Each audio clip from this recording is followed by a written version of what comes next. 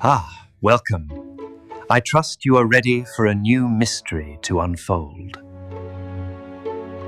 Murder in the Antiquarian Bookshop, a Hercule Poirot mystery today. Welcome to Cozy Mysteries, where we delve into the most perplexing cases that have challenged the greatest detective minds. I'm Stephen, and today I'll be sharing with you a particularly intriguing tale that tested even the legendary skills of the Belgian detective, whose methods have become the gold standard for deductive reasoning. Chapter 1. The Locked Door Mystery. It was a crisp October morning in London when the telephone rang in the familiar sitting room at Whitehaven Mansions. The call came from Inspector Japp of Scotland Yard, his voice carrying that particular urgency reserved for cases that defied immediate explanation. "We've got a puzzler for you," Japp announced without preamble.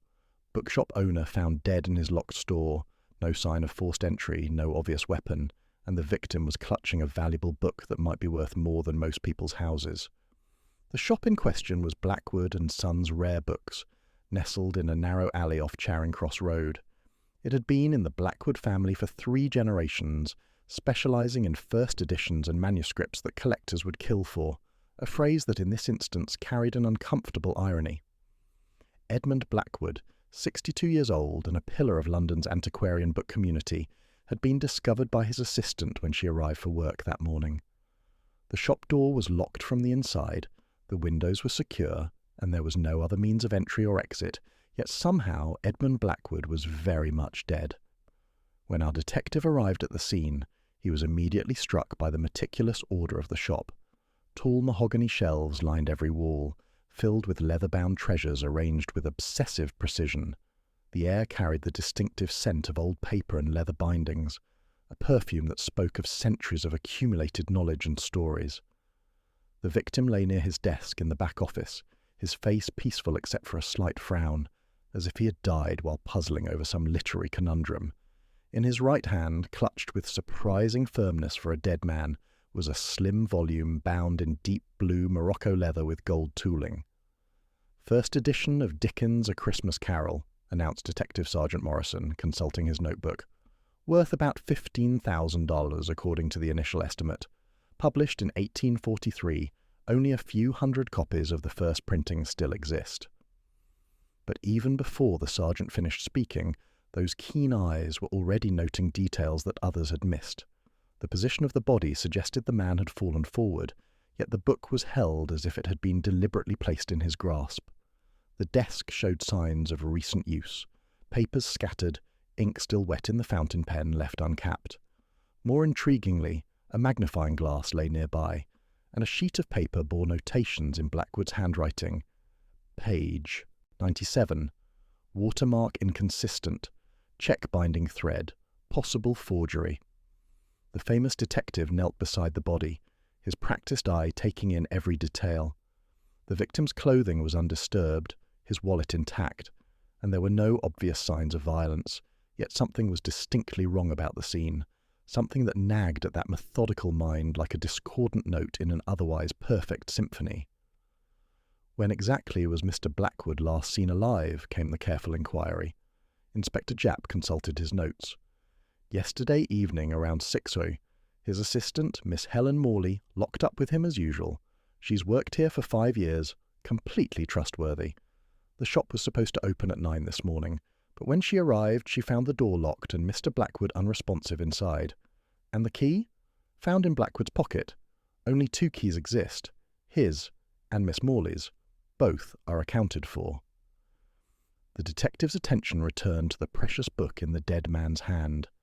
Something about it seemed to call for closer examination, though what exactly he could not yet say. The leather binding was exquisite, the gold lettering crisp and bright, the pages yellowed with age in exactly the way one would expect from a book printed nearly 80 years earlier. Has anyone else been in the shop since Miss Morley found the body? Only the police surgeon and ourselves. We've been careful to preserve the scene exactly as it was found. The methodical examination continued, those sharp eyes noting the position of every book, every paper, every seemingly insignificant detail that might later prove crucial. In cases like this, where the impossible seemed to have occurred, the solution invariably lay in the details that appeared most innocent. As the morning progressed, it became clear that this was no ordinary death in an antiquarian bookshop. The locked room, the valuable book, the victim's final notations, all suggested a mystery that would require the most careful unravelling. Chapter 2. The Missing Page Enigma. The following morning brought Miss Helen Morley to provide her statement, and our detective was immediately struck by her composed demeanour, despite the shocking circumstance. She was a woman of perhaps 35, with intelligent grey eyes behind wire-rimmed spectacles and the slightly dusty appearance of someone who spent her days among old books. Mr. Blackwood was particularly excited yesterday, she explained, settling into the chair opposite the detective's desk. He'd received a telephone call in the afternoon from a potential seller, someone claiming to have inherited a small collection of Victorian first editions. Did he mention the caller's name? No, and I found that odd. Mr. Blackwood was usually quite forthcoming about potential acquisitions. He lived for the thrill of discovering a genuine treasure. Miss Morley paused, adjusting her spectacles. But yesterday he seemed almost secretive about it. The detective leaned forward slightly. Can you recall his exact words? He said something about needing to verify authenticity before getting too excited.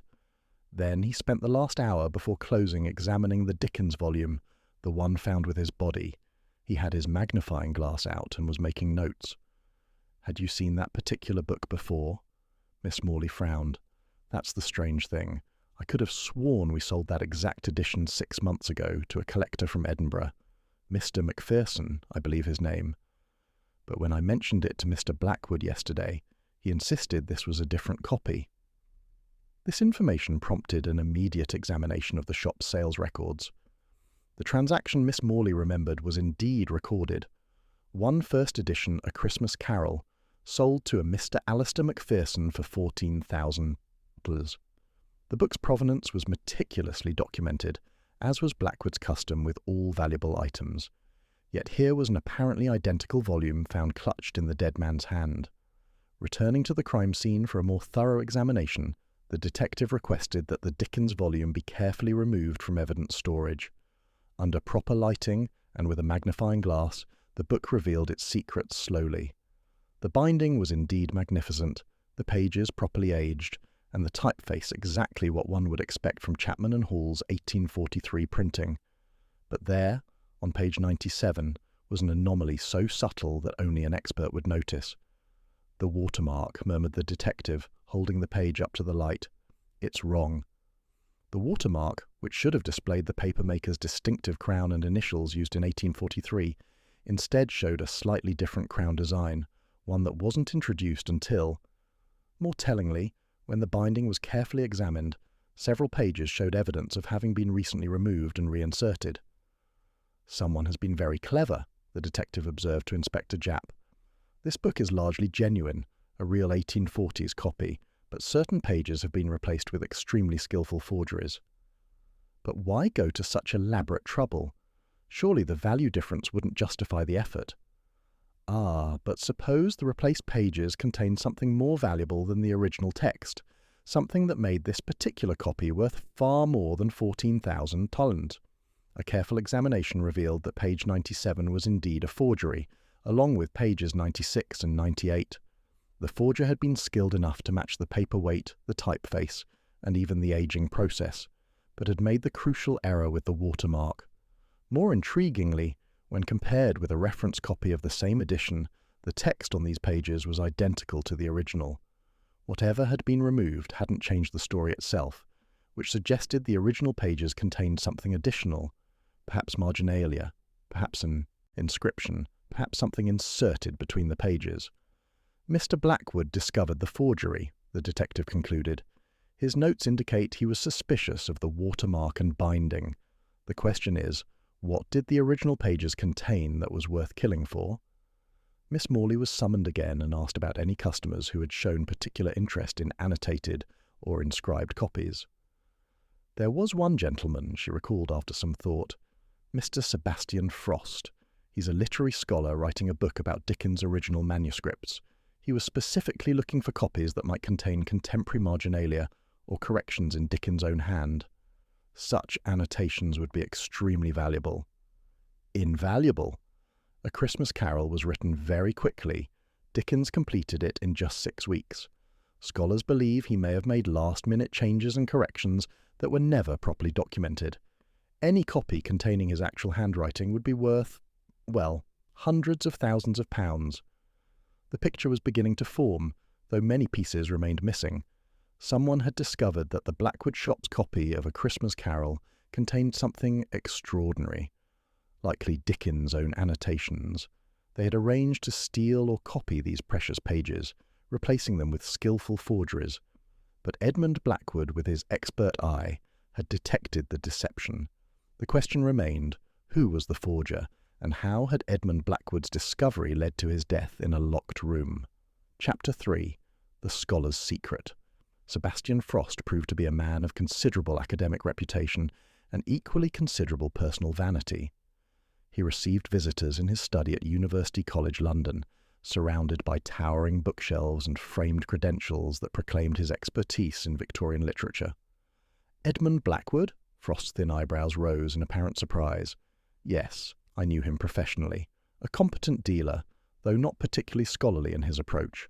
I understand he's met with some misfortune. The detective studied the professor carefully. Frost was perhaps 50 years old, with prematurely white hair and the pale complexion of a man who spent his days indoors with books. His fingers were ink-stained, and several magnifying glasses lay scattered across his cluttered desk. When did you last visit his shop, Professor? Oh, months ago. I was researching provenance for my book on Dickens manuscripts. Blackwood occasionally acquired items that interested me, though most of his inventory was rather pedestrian. Did you ever express interest in annotated copies of A Christmas Carol?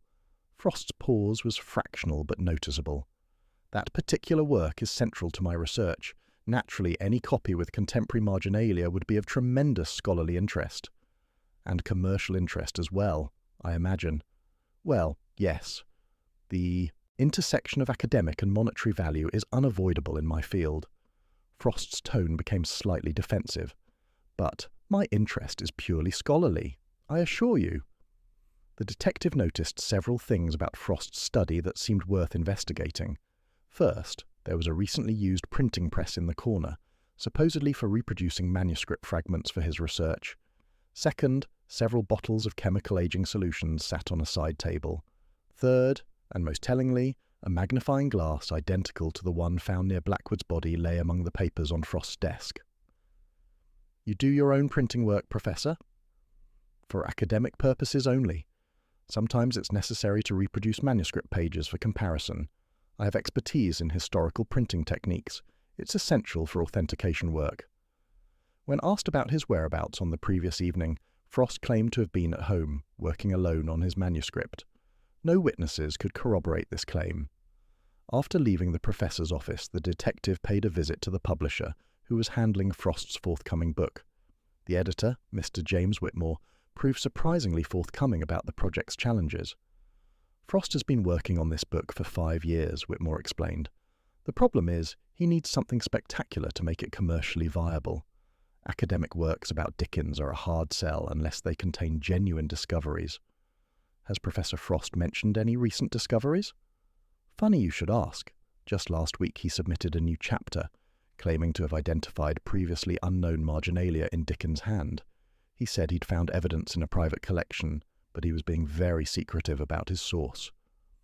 This revelation prompted a return visit to Miss Morley, who was asked to examine the shop's records more carefully.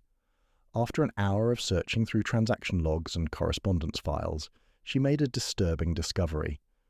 "This is odd," she said, holding up a carbon copy of a letter.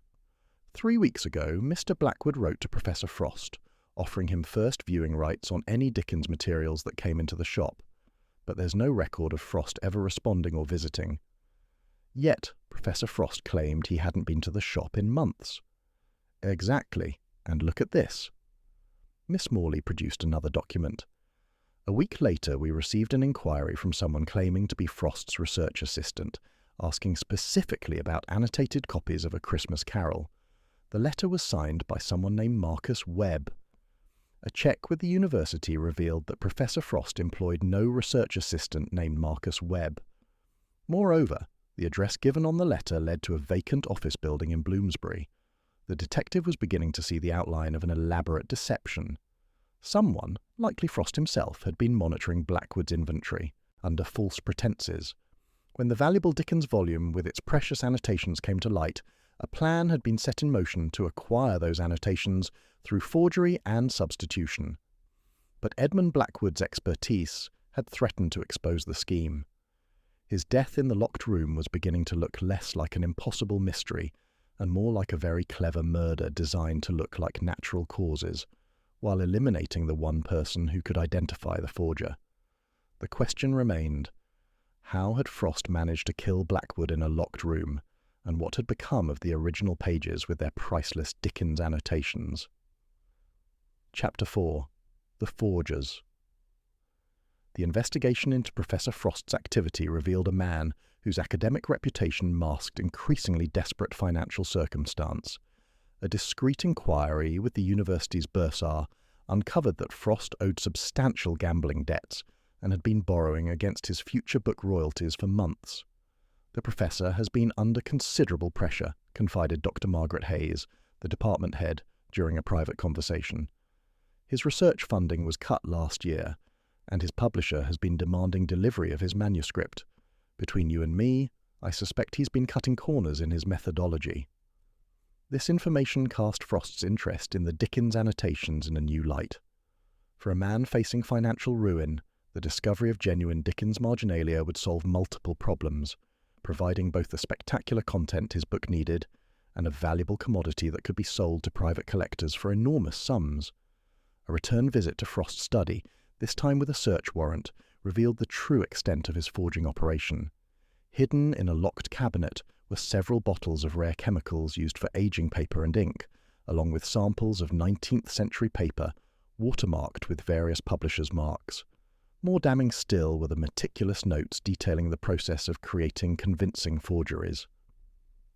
Frost had been practicing the technique for months, perfecting methods for removing pages from rare books and replacing them with replicas that would fool all but the most expert examination. "Look at this," Inspector Japp called attention to a particular notebook entry. "He's been experimenting with different aging processes, and here," he pointed to a detailed sketch, "plans for removing pages without damaging the binding."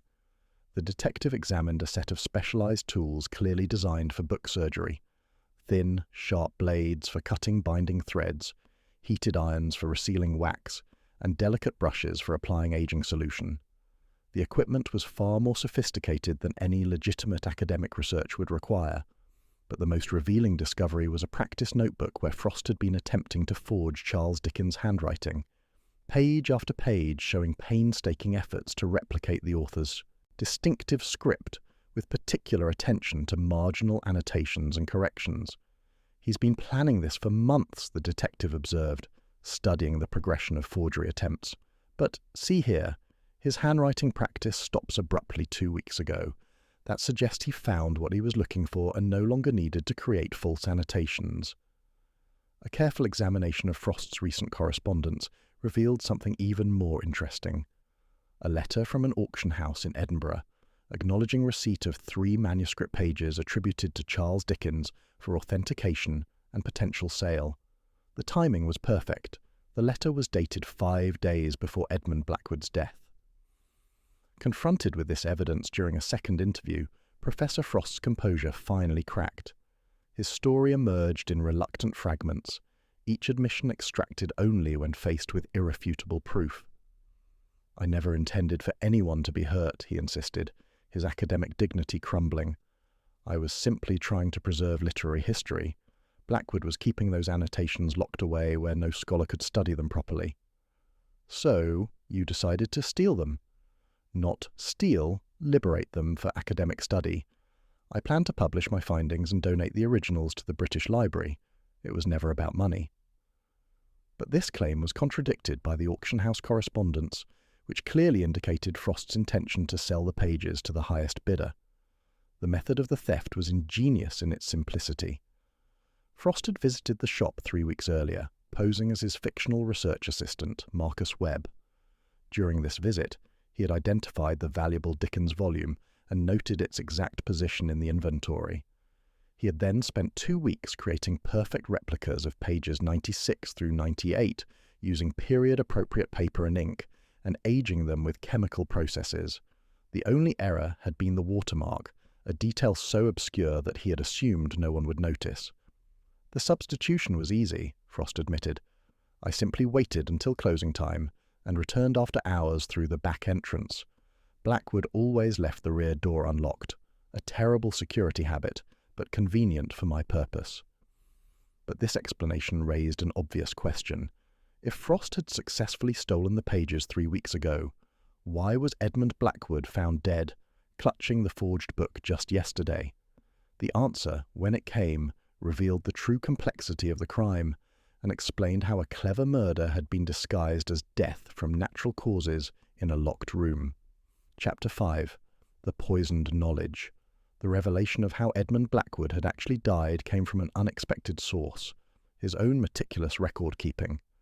Hidden in his private desk drawer was a journal where he documented his growing suspicions about the Dickens volume, along with his plans to expose what he had discovered. "Something is wrong with the Christmas Carol volume," read one entry dated 5 days before his death. "The binding feels different, and the paper texture on certain pages doesn't match. I suspect someone has tampered with it, but I need to confirm my suspicions before taking action."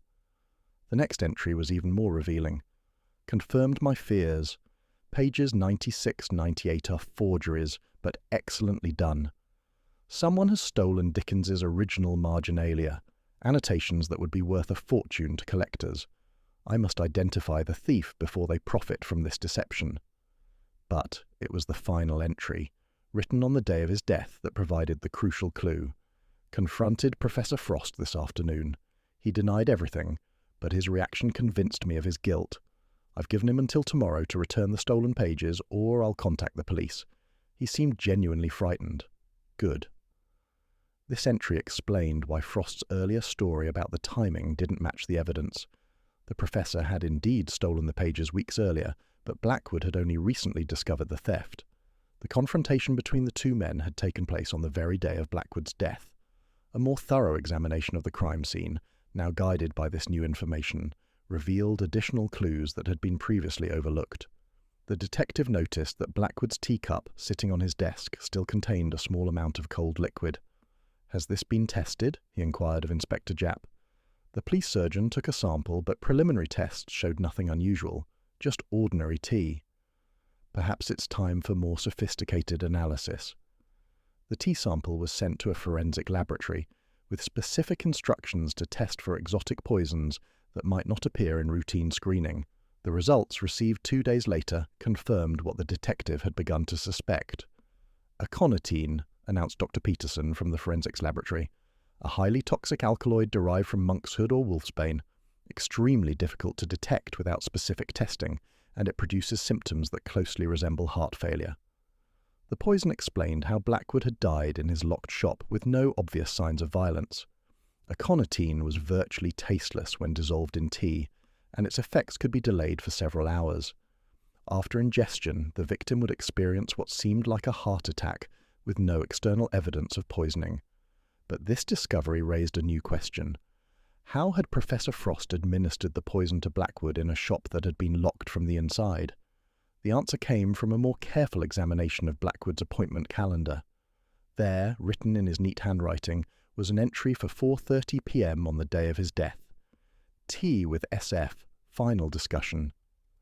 Miss Morley confirmed that Blackwood occasionally entertained important clients or colleagues in the shop after hours, serving tea from the small kitchen area in the back office. It was a practice he reserved for his most valued professional relationships. "Professor Frost must have requested the meeting," she explained.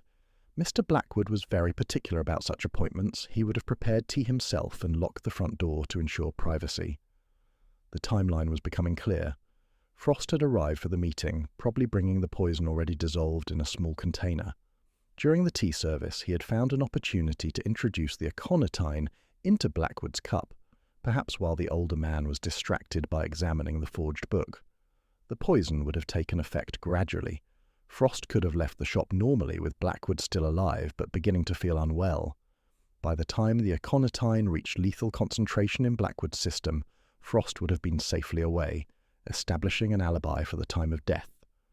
The placement of the forged book in Blackwood's hand was the final touch, a mocking gesture that suggested the victim had died while examining his own discovery, when in fact he had been murdered for threatening to expose the theft. But one question remained. What had become of the original Dickens pages with their priceless annotations?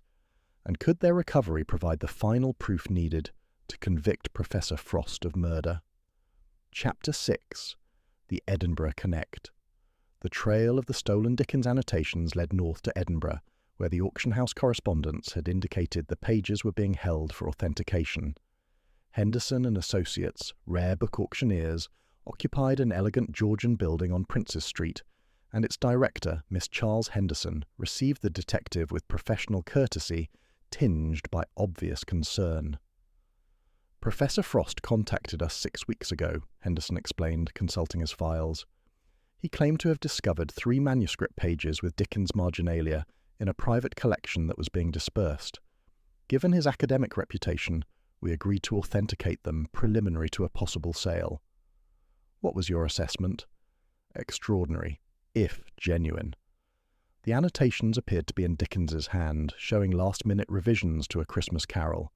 They would represent the only known surviving manuscript evidence of the author's final editing process for that work." Henderson produced photographs of the pages from his file.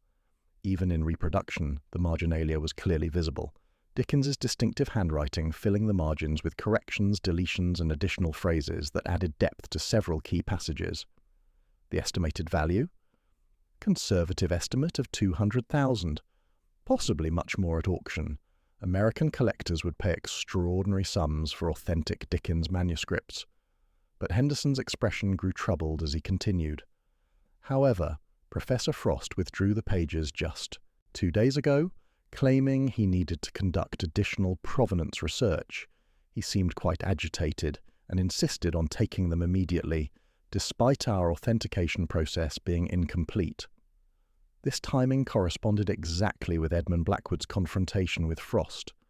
The professor had clearly panicked when the bookseller threatened to expose the theft and had retrieved the pages from the auction house to avoid further scrutiny. "Do you have any idea where Professor Frost might have taken the pages?"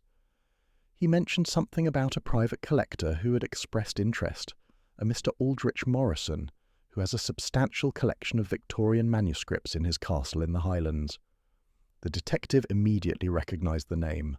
Aldrich Morrison was a reclusive American millionaire who had been acquiring rare books and manuscripts for decades, often paying premium prices for items with questionable provenance.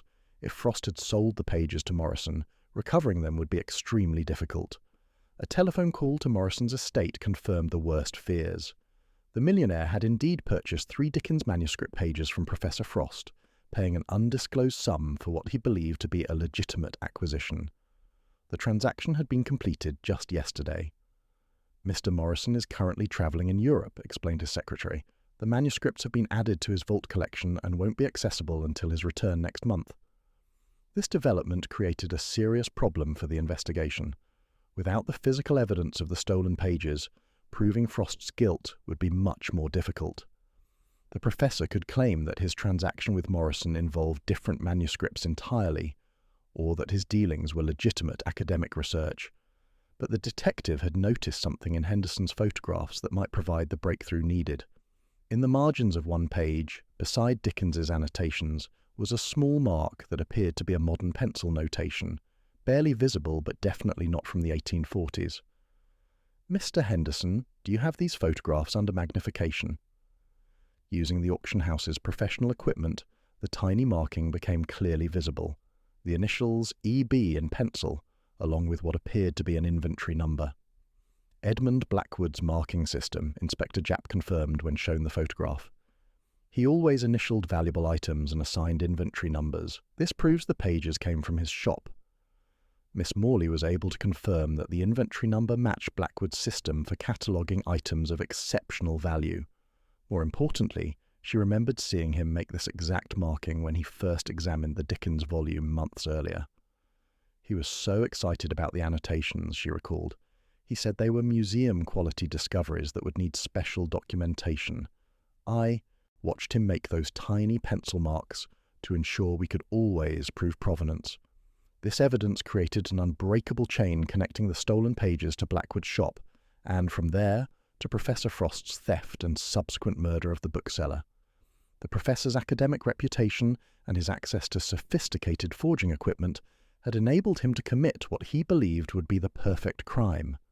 But Edmund Blackwood's meticulous record-keeping and professional habits had provided the clues needed to unravel the deception. The tiny pencil marks that seemed so insignificant had become the crucial evidence that would bring a murderer to justice. Chapter 7. The Final Confession. With the photographic evidence of Edmund Blackwood's markings on the stolen Dickens pages, Inspector Japp felt confident enough to arrest Professor Frost. The academic was found in his university office, apparently preparing to flee. His passport was on his desk, along with a suitcase packed with essential belongings. "Going somewhere, Professor?" the detective inquired mildly, as Japp placed the man under arrest. Frost's remaining composure finally shattered completely. "You don't understand the pressure I was under," he protested, as the handcuffs clicked into place. "My entire career, my reputation, everything depended on this book. The publishers were threatening to cancel my contract. So you decided that theft and murder were acceptable solutions?" Frost's face went pale. "I never intended to kill Edmund. The poison was only meant to make him ill, to give me time to cover my tracks. I had no idea the dosage would be fatal." This admission confirmed what the detective had suspected about the professor's character. Frost was a weak man who had allowed desperation to drive him to increasingly serious crimes, but who lacked the steel to be a deliberate killer. "Tell us exactly what happened," Inspector Japp demanded. The story that emerged was one of academic ambition corrupted by financial desperation. Frost had discovered the valuable Dickens annotations during a legitimate visit to Blackwood's shop months earlier. His initial plan had been to negotiate a legitimate purchase, but the price, nearly $50,000, was far beyond his means. "I convinced myself that Blackwood was wasting them," Frost explained. "He was treating them as mere commercial objects, when they should have been available for scholarly study. I told myself I was preserving literary history." The theft had been planned meticulously. Frost had spent weeks creating perfect forgeries of the 3 pages, using techniques he had learned during his legitimate research into historical printing methods. The substitution had been accomplished during a late evening visit, when Blackwood was alone in the shop. "I thought I had been completely successful," Frost continued. "The forgeries were perfect, or so I believed. I never imagined that Edmund would detect the watermark error." For 3 weeks, Frost had believed he had committed the perfect crime. He had sent the stolen pages to the Edinburgh auction house and had begun incorporating his discovery into his book manuscript. His publisher had been delighted with the new material, and Frost had finally seen a way out of his financial difficulties. But then Edmund Blackwood had made his discovery and demanded a meeting. "He was going to expose everything," Frost said, his voice breaking.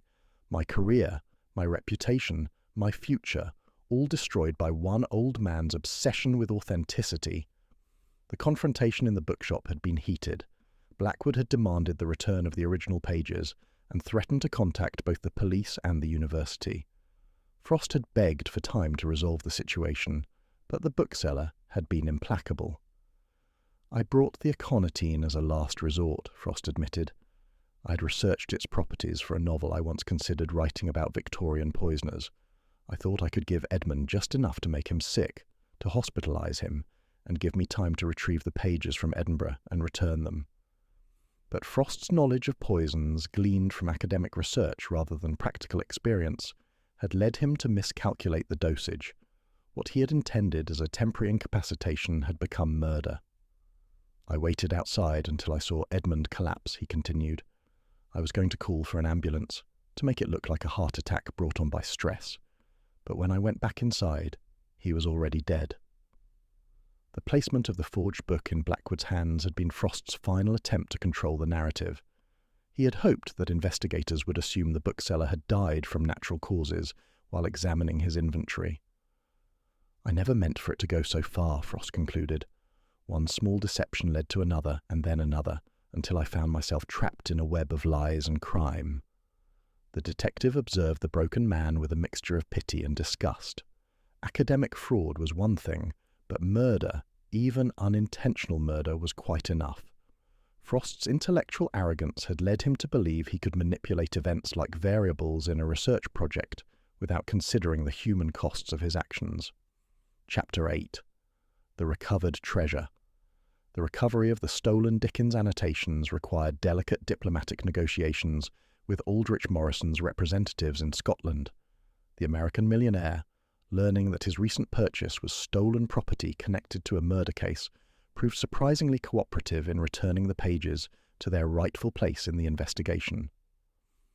Mr. Morrison is a legitimate collector who had no knowledge of the criminal origins of these manuscripts, his lawyer explained during a conference call from Edinburgh. He wishes to cooperate fully with the authorities and will provide any assistance needed to resolve this matter. When the 3 precious pages were finally returned to London, their examination under proper laboratory conditions revealed the full extent of their historical significance. The marginalia was indeed in Charles Dickens' handwriting, showing his final revisions to key passages in A Christmas Carol. These annotations provide unprecedented insight into Dickens' creative process, explained Patricia Wells, a legitimate Dickens scholar brought in to authenticate the pages. They show him refining the emotional core of the story, particularly Scrooge's transformation scenes. This is one of the most important literary discoveries of the decade. The pages reveal Dickens strengthening the psychological realism of his protagonist's redemption, adding phrases that deepened the emotional impact of the Christmas morning revelation. One margin note showed him considering whether Scrooge's change was believable enough. "Must feel earned, not magical," the author had written in his distinctive script. More poignantly, the annotations revealed Dickens' own financial anxieties during the writing of the novella. Several margin notes referenced his need to complete the work quickly to meet pressing debts, a parallel to Professor Frost's own desperate circumstances that he had clearly failed to appreciate.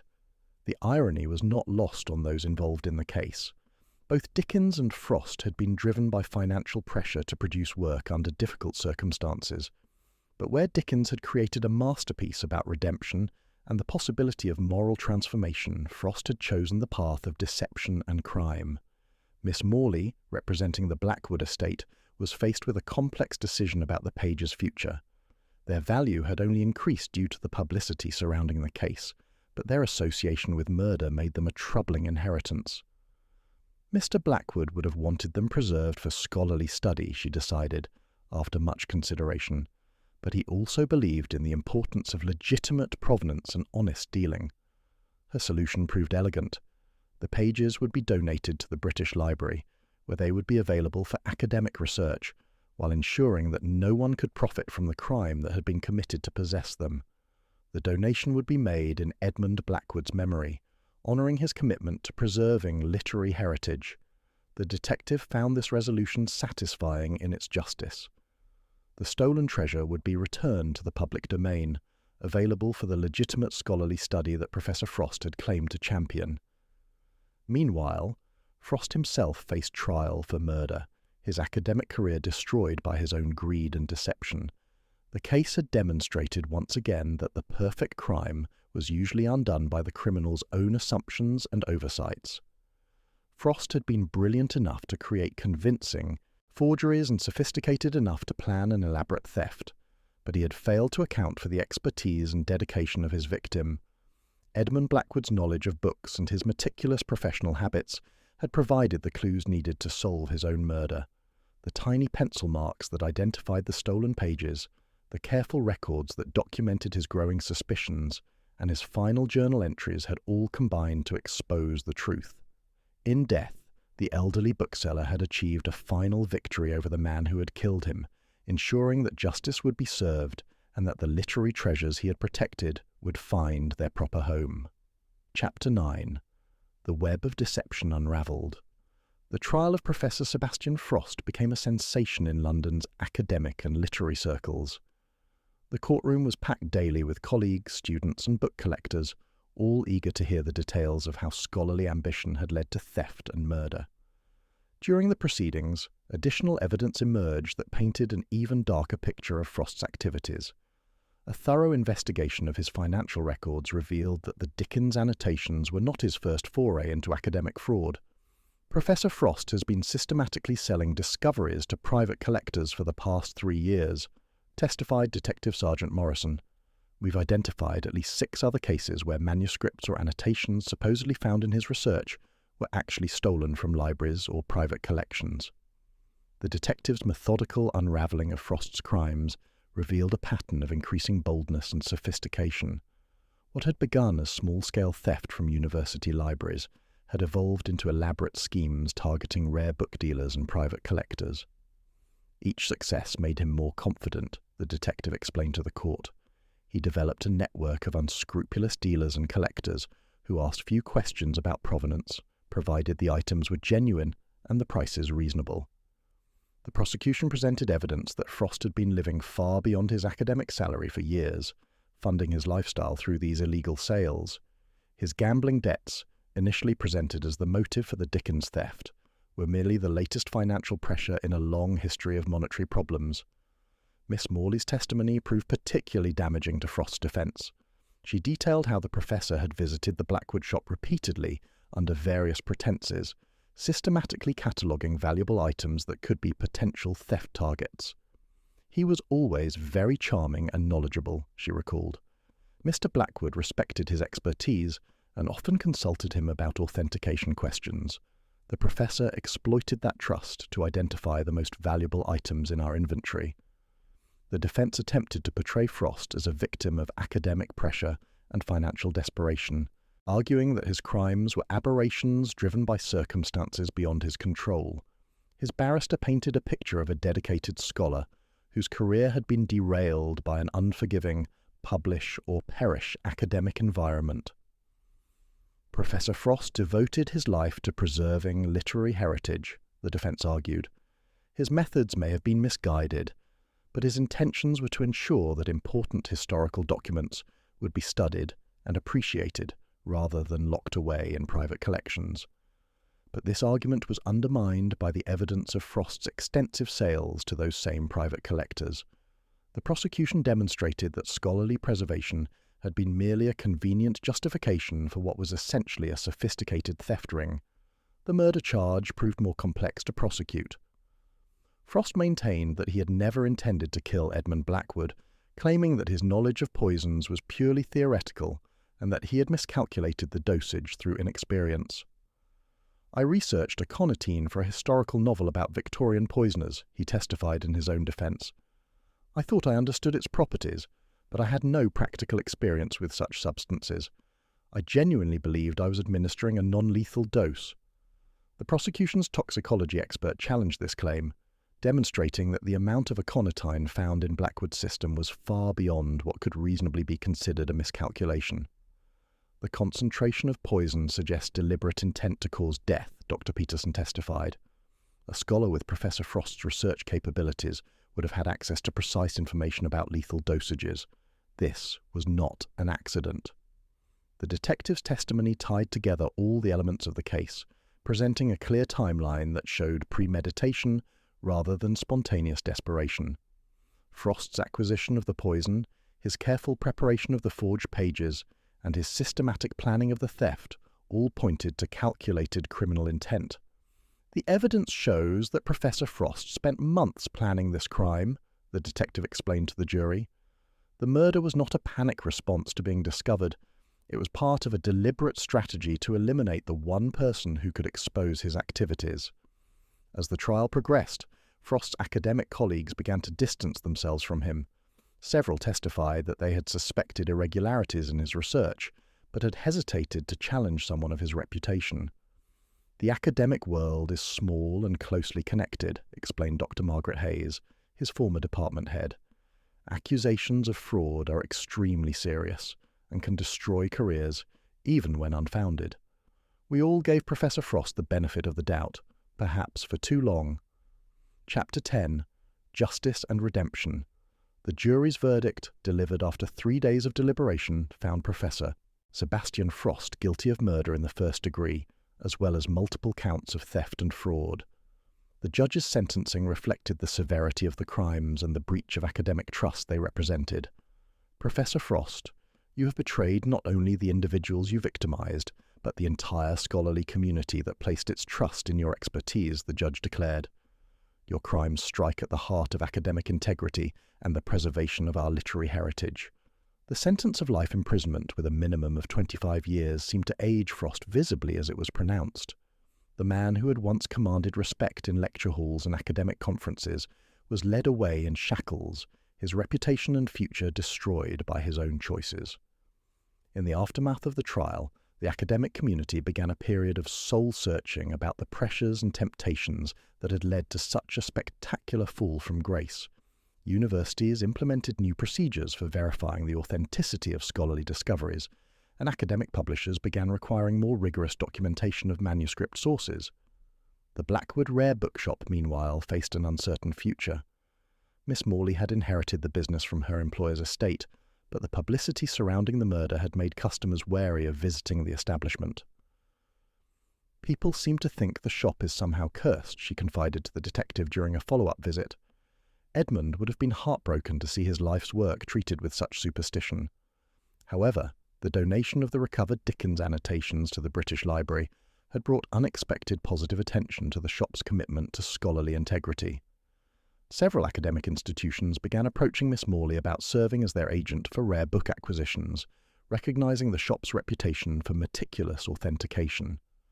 The detective's final report on the case emphasized the importance of expertise and attention to detail in solving what had initially appeared to be an impossible crime. Edmund Blackwood's murder in a locked room had seemed like a classic puzzle from detective fiction, but the solution had emerged from careful observation of physical evidence and systematic investigation of the victim's professional relationships. The case demonstrates that even the most elaborate criminal schemes are vulnerable to methodical investigation, the detective concluded.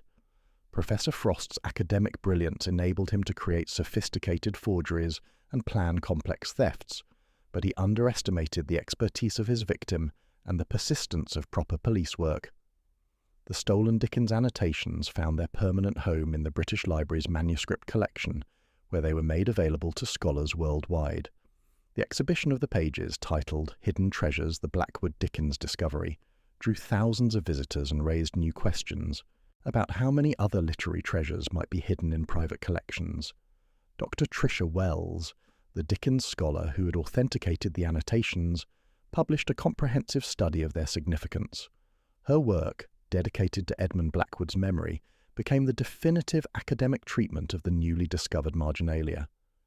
These annotations provide unprecedented insight into one of literature's greatest works, Dr. Wells wrote in her introduction. They remind us that behind every great book lies a human story of creativity, struggle, and dedication, qualities that Edmund Blackwood himself embodied in his lifelong commitment to preserving our literary heritage. The case of the vanished verse had concluded with justice served and scholarly treasures preserved, but it had also revealed the complex pressures and temptations that could corrupt even the most educated and privileged members of society. Professor Frost's fall from grace served as a cautionary tale about the dangers of allowing ambition to override integrity. In his private reflections on the case, the detective noted that the solution had ultimately been found not in the locked room where Edmund Blackwood died, but in the margins of an ancient book where a master storyteller had once struggled to perfect his art. The tiny pencil marks that identified the stolen pages had spoken more eloquently than any witness, proving that truth, like good literature, could survive even the most determined attempts to destroy or corrupt. The vanished verse case would be remembered as much for what it revealed about human nature as for its ingenious method of murder, demonstrating once again that the greatest mysteries often lie not in how crimes are committed, but in why ordinary people choose to cross the line between ambition and criminality. Thank you for joining us for another episode of Cozy Mysteries. I'm Stephen, and I hope you've enjoyed this tale of literary intrigue and academic ambition gone wrong. The case of the vanished verse reminds us that, even in the world of books and scholarship, the darkest human impulses can surface when integrity is abandoned for personal gain. Until next time, remember that the truth, like the best stories, has a way of revealing itself to those patient enough to read between the lines.